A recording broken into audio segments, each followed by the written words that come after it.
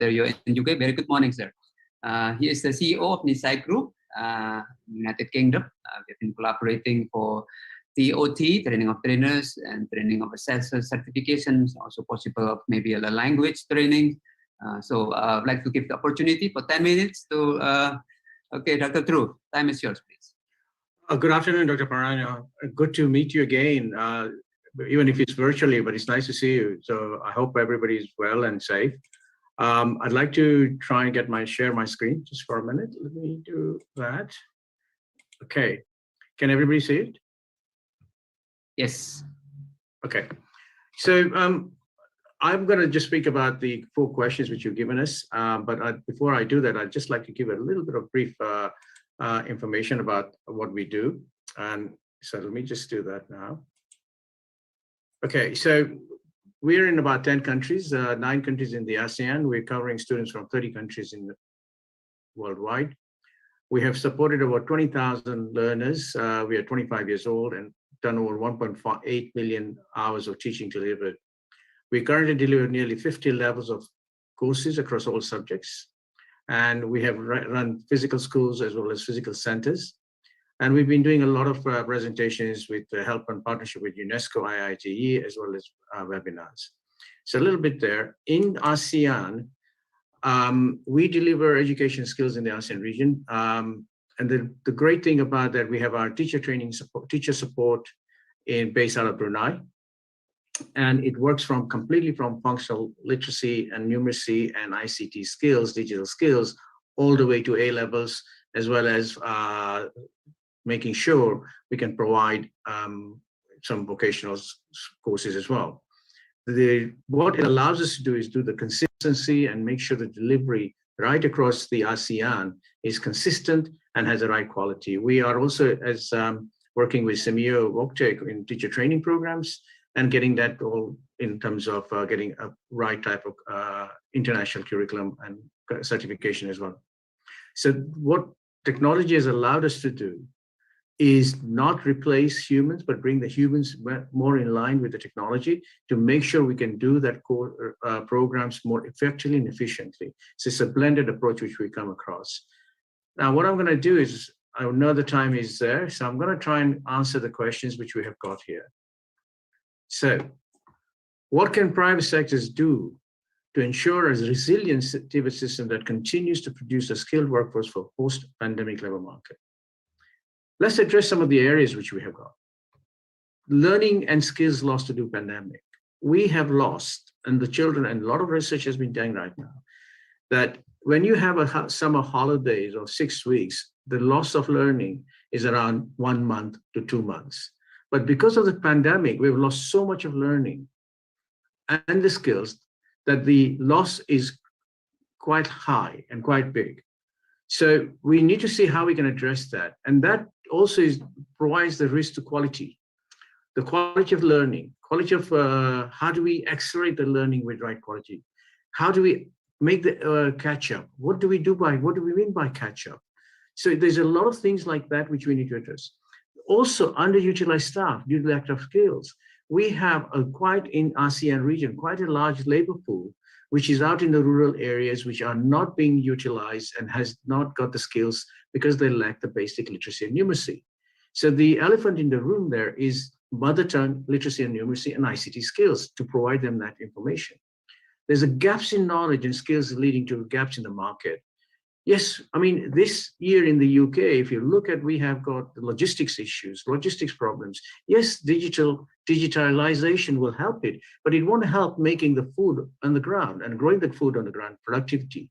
So productivity is going to be improving, and it's going to be very critical to the whole thing. Possible focus on practical skills and rather than soft skills, and I think it should be both. The soft skills are necessary if we're going to be able to use these practical skills to communicate, to collaborate, and creativity. One of the major concerns is going to be the displacement of human capitals. That brings in reduction in skilled personnel. How does the corporates, how does the companies make sure that they completely keep on replacing that skills or keep on training? And the lack of, especially in the SMEs, there is what I would call not enough time for them, or do not want to commit, or do not want to invest in training because they think they'll lose this staff to somebody else. So it's something which we need to address. What can private sectors do to ensure resilient TVET system that continues to produce a skilled workforce for the post-pandemic level? Global markets will require a global language. Focus on English levels at functional level is very critical. In ASEAN, the language of trade is English. How do we get the functional skills up there? Within the functional skills is literacy, numeracy, and ICT skills.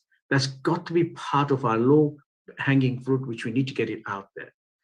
The theoretical training needs to be carried on, but also using online systems can be part of learning either. It's looking at what LabTech is doing and looking at other speakers in this area. That's an amazing way of bringing programs to the workforce. Quality assessment. We need to have quality assessment, which identifies knowledge and skills gap. If we know what the skills gap and what the knowledge gaps are, we can identify and we can create programs for that. Competencies and soft skills, very, very critical in long term, and making sure that we got the lifelong learning going on there. Training and development of staff to provide skills in upskilling their own teams. We find that that is the most important thing, coaching. How do you coach managers? How do you coach supervisories to make sure that they can coach their own staff? One of the things which has happened, and there's a big debate going out there, that having this virtual working and working from home, is it good for the staff? The younger people, in my opinion, would lose out on the coaching from the older staff, the gray-haired people like me. It's very important that the coaching happens at the workplace. Upskilling of existing staff really creates staff and employee loyalty, and we need to press that home. Employee retentions create stability, consistent, reducing ongoing recruitment costs. Again, that message, especially in the SMEs, is important to have that out, because the largest amount of recruitment is in SMEs. And we need to make sure the SMEs are the ones who are actually being, has the information and knowledge to get this happening. How industry can as players contribute tools, resources to these pandemic changes and transition to that? I think one of the first things we need to do, we all need to work together, collaborate in all sectors, all the kind of providers need to work together.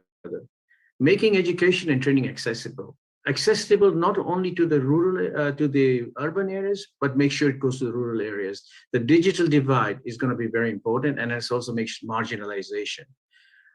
Upskilling staff members, increase the reach of delivery, training the trainer, the assessors, the verifier of the courses.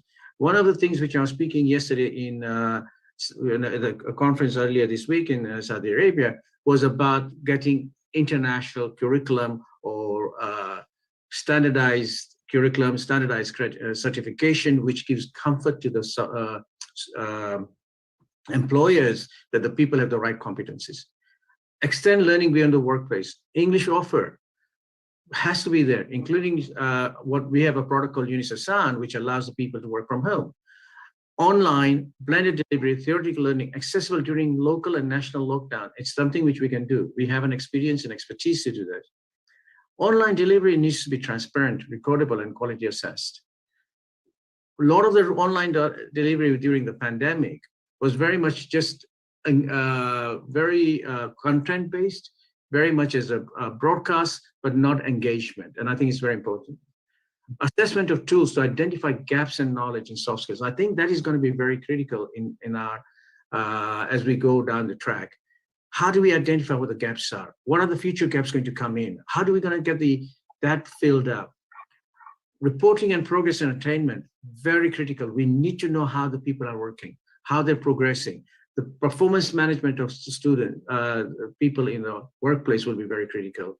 And it's not only just getting the technical skills, but also supervisory skills and everything else which goes with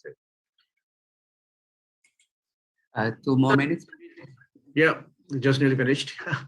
People working to learn together at the same time, online delivery at the workplace, extend training outside the workplace, focus on inclusivity. Inclusivity is going to be very important, so you don't have the marginalization.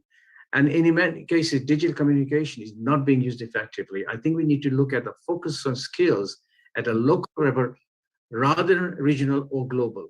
Very, very critical to do that, because technology allows us to be granular in skills and looking at how we can fill that. Disparity and that acceleration of digital will not ensure quality TVET. We need to make sure there's content, teacher training. We deliver teacher training. There was a talk about digital badges. We have digital badges because the implicit knowledge and tacit knowledge is very important to get the informal into formal skills. And prior learning and additional skills will be very critical for the next generation. But with more people accessing training to technology, more focus will be applied as a priority for improving infrastructure. Improving infrastructure should be the key to, if we're going to make these SDG 2030 goals achievable. And with that, I think nearly there. Thank you very much. And I'm ready for any questions which you come along. Thank you. Thank you. Thanks, Dr. Thank you very much, Dr. Patel, for the excellent presentations. I think give us a lot of ideas and also sharing about the elephant in the room, which is about digital literacy and also basic literacy in IT and language. So I think that was very important to discuss with our participant here. So again, thank you all panelists for sharing your experience and presentations.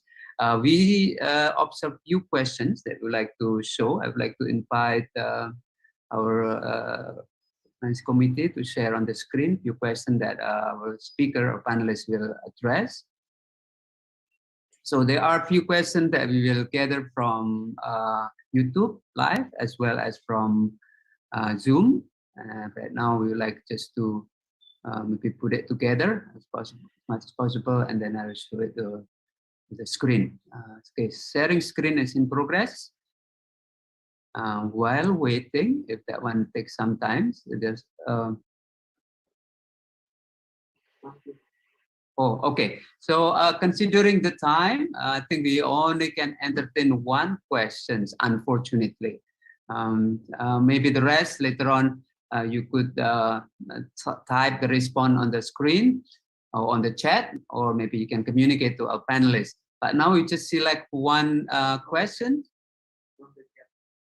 Okay, since now from YouTube is still not happening, so I'll just show from the chat here. Okay, let's see here from the last one.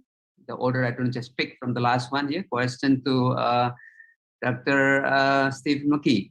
Our TVET Center here in Indonesia has been a recipient of a versatile and custom-made lab tech LMS and also classroom management system, making it possible for us to lessen the digital divide here in distant island of rural areas of Indonesia. An aspect which I see lab tech could also develop in the development of soft skills. Is the soft skills something lab tech can add into your learning management system? I think to lab tech, but also maybe others would like to share in terms of how to provide soft skill training in the form of online. I think also can be addressed by others. Also here, as maybe if this two can be answered. The next one is to Dr. Dhruv. Okay, and nice presentation. Okay, this one no question. Okay, let's start with Dr. Steve.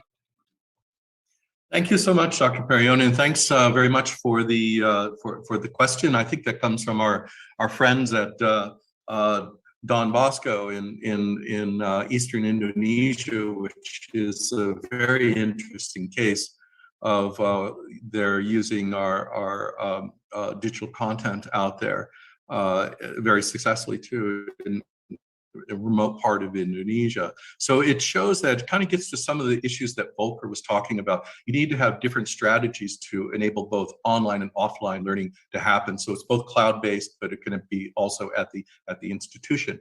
And this is what we have exactly done in this case for them too. So they can use it when their internet's not so good, or they can go to the internet when they have the connectivity. Can we do soft skills on that? Sure. You know, the technology and the way that we present our training programs, which are interactive, they're situational, they are designed for problem solving. This could easily be applied to the soft skills. It's something I've thought about a lot, and I've always intended to get to other parts of the training programs, besides what you might call the major technology parts, because I think this is an area that does need better learning materials too. And I think as we build out more learning materials and as the requirement comes up from more and more schools, that the community, not just LabTech, but others, everybody that's here, will turn their attention to that area too as well. The foundation for students needs to be strengthened at various levels, and these types of technologies can be applied with great effect, I think, to do that type of training. I look forward to this type of input and working on those things with you all in the future. Excellent. Sorry, actually, they've just given me one question, but it's very important questions, I think, from our colleagues, Dr. Professor Buri from Yogyakarta. In terms of the quality, assuring the quality, the standard, do you think, this is all, I think, online training provided, do you think that through online training, we can assure that the standard comparable to those trained conducted face-to-face? Anyone would like to address that? I can, let me put my share my thoughts, Dr. Parano. We've been doing this for 25 years. 85% of our teaching is online with live teachers. The success rates in getting students from what I would call challenging behavior, challenging backgrounds, and getting them into workplace or further education has been a success, and also reintegrating that. I think the key element here is on the teacher training and how we train your teachers and how they engage. And what is important is what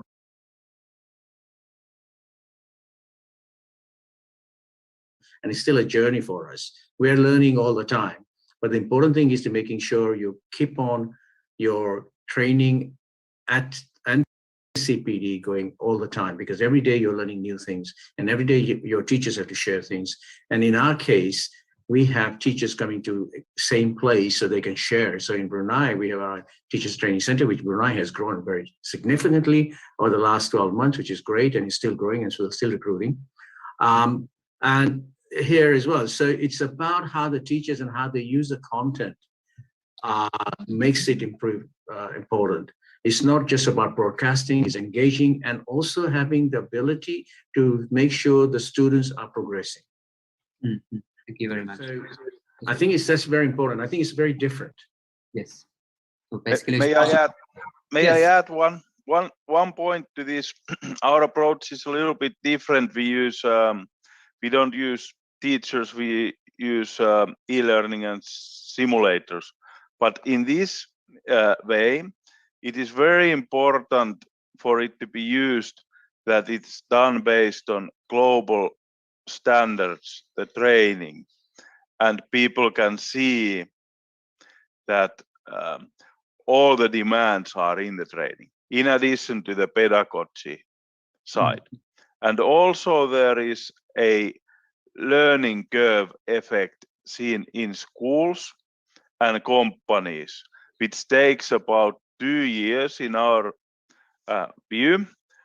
First, you use 1 or 2, and then even if we have a lot of research, you see, okay, this is working, and then you start putting bigger volumes. Maybe first you use 10, then you put 6,000, 10,000 people through it because you have seen it work. So, because we are talking about new tech. Thank you. Thank you very much. Okay, last Dr. Periano, I would like to add one more thing about that. Sorry, just to get on up. My Zoom cut out for a moment. What our friend from Finland has said and Dhruv is very good, and answer the question: can it match the standards, or can it give a better result than conventional learning? I think the answer is unequivocally yes. But we need more research to determine what works and what doesn't work. And this is where instructional design for digital learning is very different than in-person design. And this is a developing art right now that is developing with the technology. And you saw some of the data from particularly Finland on VR, but this applies to most well-designed digital content. Not all digital content is the same. You know, the efforts that Dhruv puts into this, or our friends from Finland, or even from Festo, from Volker especially, is really good, you know, and they have very good results. From our data that we see, because we have formative assessments built in, which is a fantastic tool for putting learning on steroids and to really making the learning sink in for the knowledge that the students don't understand or don't miss. And this is difficult for teachers to do this because they don't have the time to find out what each student doesn't know and spend time reviewing this. But we can do it in a digital environment very successfully. And when we start to do things like that, and interactive learning and learning that's engaging, we're finding that class averages in vocational training or vocational subjects, which might be in some countries 60% if you're lucky on their theory, and you have problems of literacy and numeracy too, that was mentioned before, we're finding that scores go up over 90% in many cases because they're taking the time. The students are interested in learning if learning is presented in an engaging way. And so these, I think, we'll find are very, very powerful tools if we work together and design good content and make it effective. Yeah. Thank you. Okay, let me add something here, please, Dr. Payano and Steve. Thank you for adding this. Well, since we are performing remote hiring, in particular also during the past 2 years during pandemic, I think important is not only the offerings itself. Important is the network of different available partners. One is, of course, you need the online platform, but then on the other hand side, you need maybe a digital or a micro digital certification partner, and very important is also assessment. So when somebody approaches us with a digital certificate, we want to give proof that, okay, which institute or which platform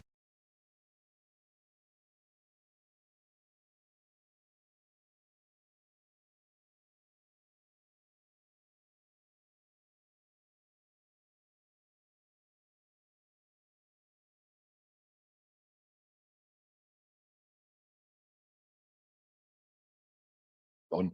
But important is for us from the industry perspective, important is we need a chance to remotely give proof to what has been taught, whether it's digitally, whether it's via video streaming, whether it's via simulation, via metaverse, whatever. But important is the remote proving must be assessed and must be established. And I think you need different players. We also do digital offerings, but of course we also need external partners to give proof that what we are offering is meeting skills, is meeting requirements. Yeah. Thank you. Thank you very much, everyone. So it's excellent and also a good dialogue afterwards. Sorry that the time wouldn't give us more time to discuss. Actually, I plan to have some takeaway for the audience to see in terms of what we learned from this forum 3. But maybe considering the time, I just flash it on the screen. When it comes to what can private sectors do to ensure resilient TVET, a lot of things. I think you have heard from different speakers here in terms of what they can do when it comes to quality, improving the quality of teachers, trainers, mentors, explore effective models of education and training, including dual apprenticeship, paid internships, map and enhance digital journey and milestones, map and define skill requirements and competencies, including soft skills, diversify learning opportunities, including upskilling and reskilling, using different tools here, or including simulation, AR, VR, XR, offline and blended. So there are a lot of opportunities, including the certification. And the second question is regarding how can industry players contribute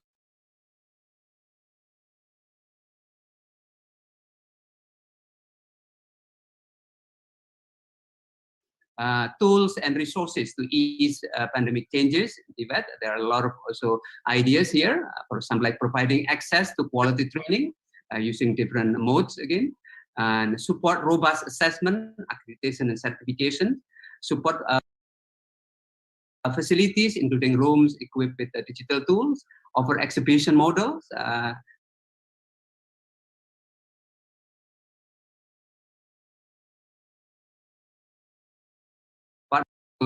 in remote areas, standardized framework, talking about the one you just mentioned, the quality of online compared to face-to-face. Language training, including using artificial intelligence, collaborate with developers, capacity building for teachers and trainers, and having regional and national center of excellence for digital learning. I think like to bring that issue, and I think like to bring that issue in our discussion the next time. And then question number 4, considering the disparity, this is about the digital divide. So what kind of initiative can we do in this case? One is multiple access and acceleration of virtual and offline learning. We need to do it concurrently. Providing mobile learning application, unlimited data usage and devices. Support asked me whether it has been happening in the region. Yes, some countries will provide unlimited data and so equipment, but of course, not all can provide all of their need.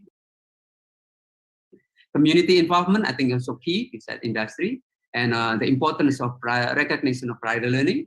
And last but not least, is about the learning badges or the micro credential. I think now it's become trendy in this era of digitalization as well as COVID-19. So with that, thank you very much, moderator, and thank you all of the speakers. I'll give the time back to our MC for the certificate presentation. Thank you very much, everyone. Thank you to our eForum Panel 3